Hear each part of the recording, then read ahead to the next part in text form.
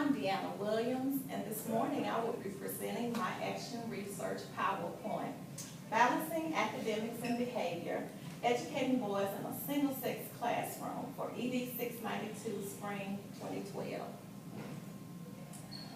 The problem, academic and behavior inconsistencies in the co-educational setting. Connection to school improvement. My aspiration for this action research project was to determine how behavior and academics affect all boys single-sex classes. Green Acres Middle School clearly communicates our rule about physical violence, verbal abuse, and things of that nature. Our goal is that 100% of our students feel safe at Green Acres Middle School. Here at Green Acres Middle, we have approximately 409 students. The school's population is 96% African American, 4% Hispanic, and Green Acres has 55 special needs students this year. A total of 141 students receive free lunch. There are exactly 334 students being transported by school buses at Green Acres Middle. The staff at Green Acres Middle is approximately 35 employees who all have tenure. Many of the teachers here tutor in some form or another, be it during the day or after school. Many teachers also coach and lead many of the various clubs that are offered here to keep students involved and interested. My questions were, how do same-sex classes affect behavior in boys? And how does classroom climate in same-sex groupings differ from co-educational groupings?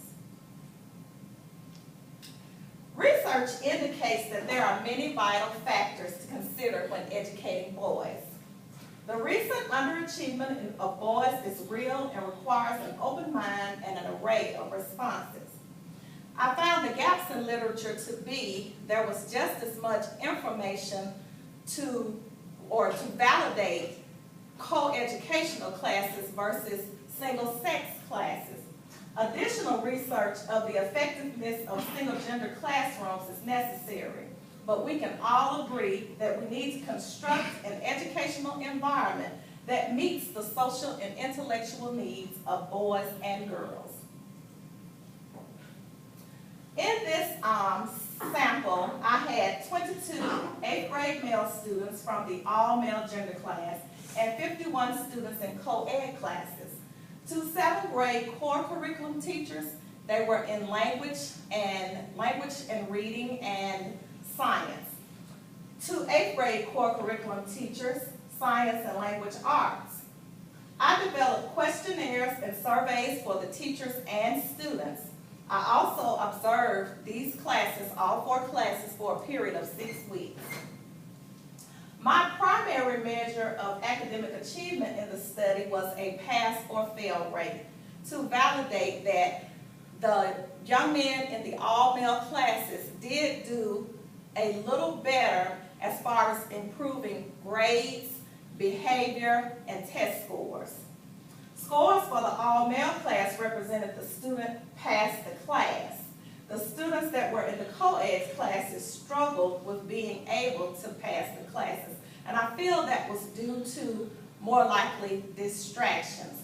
The young men in the all-male class were less distracted, and I will present that data and why. The table below represents the data analysis of discipline reports. This is the behavior in the all-male classes.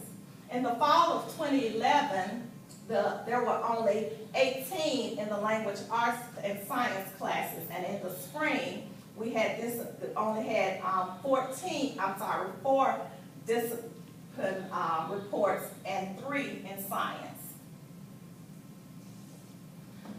When researching, I found that Rutherford suggested that boys tend to be more kinesthetic and hands-on. They had to get up and move around. And my surveys also proved that the young men, more of them wanted, in the all-male classes, liked working in groups better than working on their own.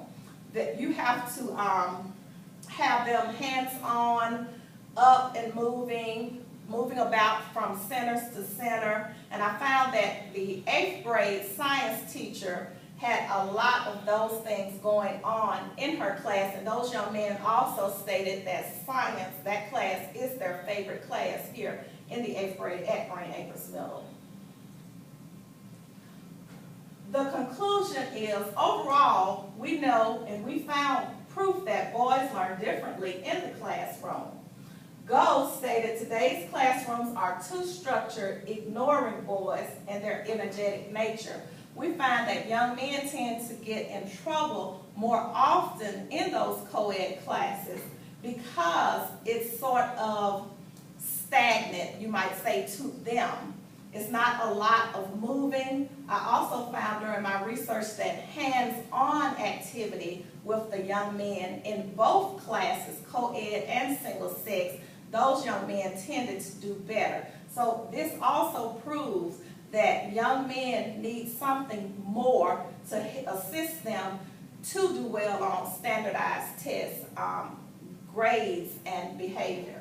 Implementing the appropriate strategies for teaching boys, such as building in challenges into the curriculum and offering more discussions, will provide success in the all-boys classroom setting.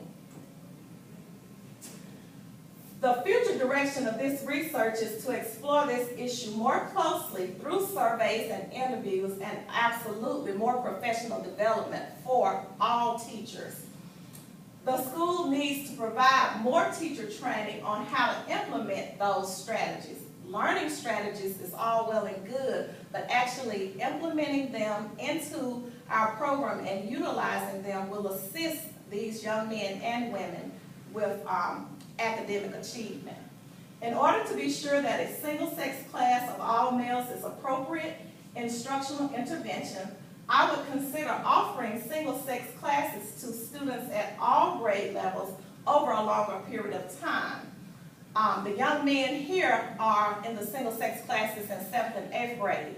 I would like to see this take place and begin in 6th grade and follow them through 8th grade, to see that our proof that they learn better in single-sex classes is valid.